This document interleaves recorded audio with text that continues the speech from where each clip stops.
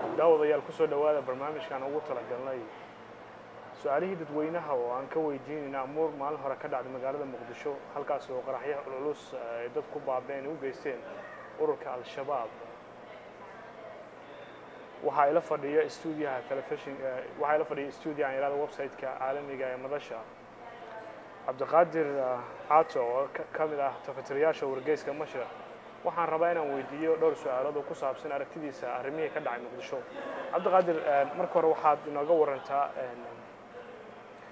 maalintii October 4 ay ahayd waxaa dhacday qarax weyn oo loo geystay dhalinyaro Soomaaliyeed oo ka qalin jebisay iskuulka dugsiga sare ee magaalada Muqdisho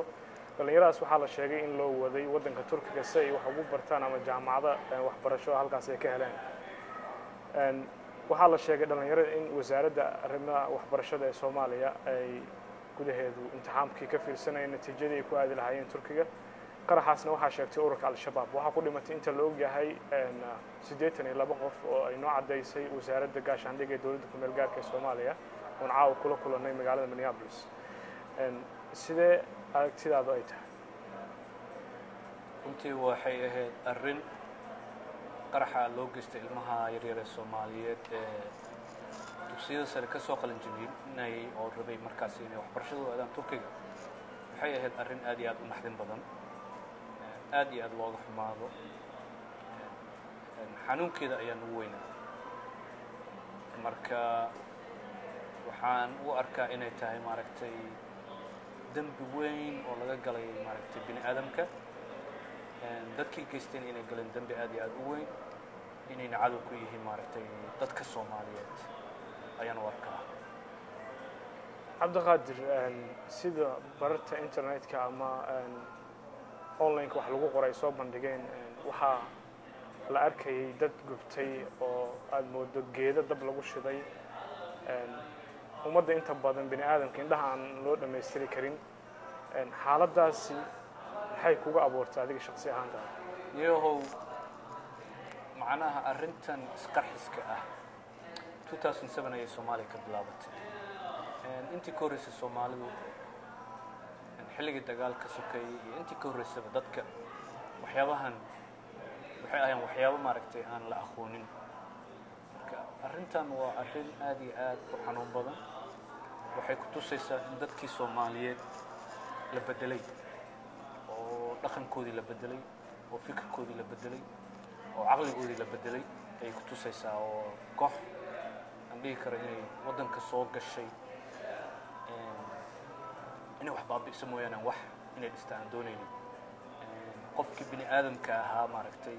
noloshiisii ilaahay ugu abuuray wax macnaa Soomaaliya maanta kama laha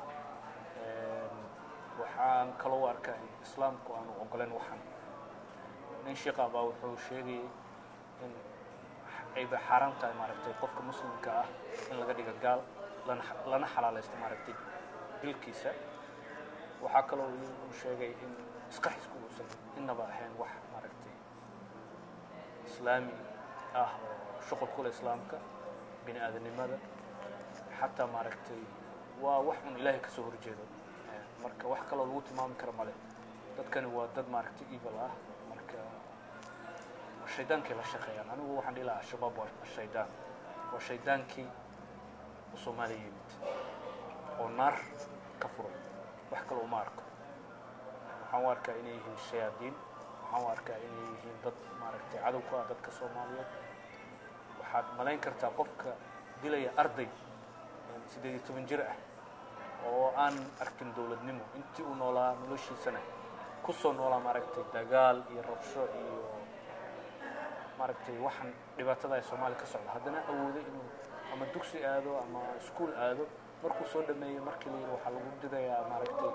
fursad waxbarasho oo dibadda ah koox intay timaado ay leysay tiraahdo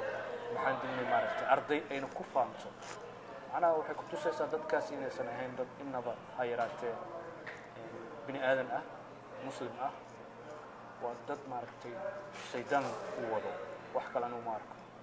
waa tahay marka laga reebo al-shabaab qaraxan ay geysteen iyaga ay cadeysteen ama miidiyaha ay kaga hadleen in ayaga dhibaatadaas ay ka dambeeyeen dawladda Soomaaliya waxaa ka horreeyay qarax kan ka horreeyo arday Soomaaliyeed oo ka qalin jebinaysa jaamacadda Banaadir ay ku gumaadeen hadda ka hor ama qarax noocaas oo kale oo ka dhacay inkastoo aysan al-shabaab arrintaasi sheegan haddana kan kii ayuu daba joogaa al-shabaab ana sheegtay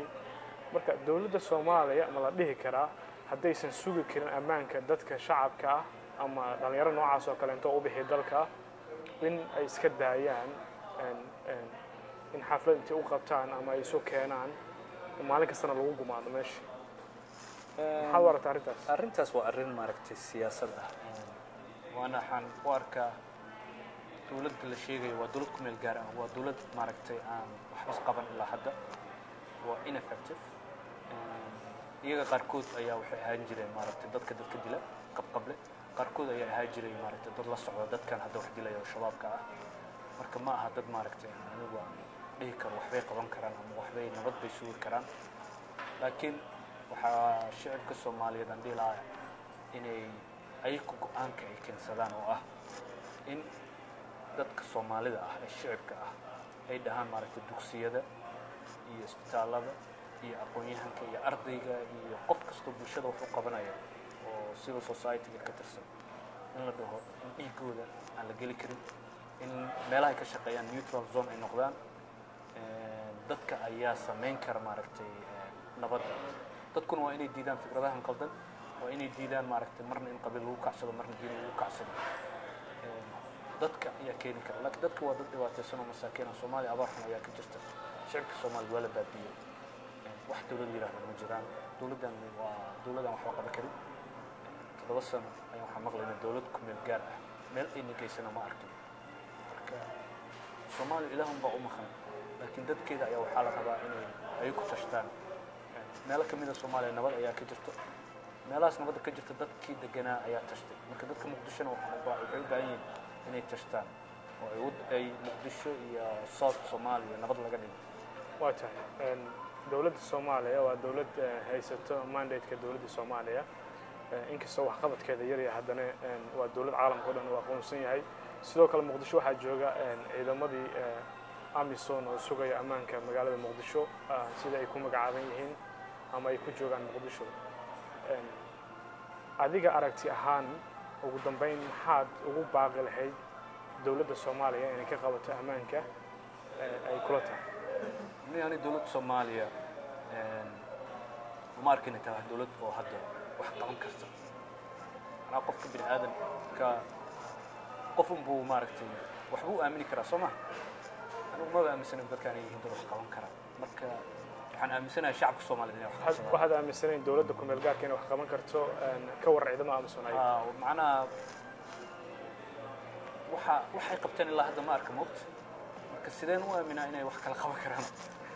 qof aan wax qaban waa tahay sideen u aamini kartaa oo dhihi kartaa warniyo wax qabo wax ma qaban karo wax ma qabsado wax ma qabto waa tahay al-shabaabka maxaad ugu baaqi leedahay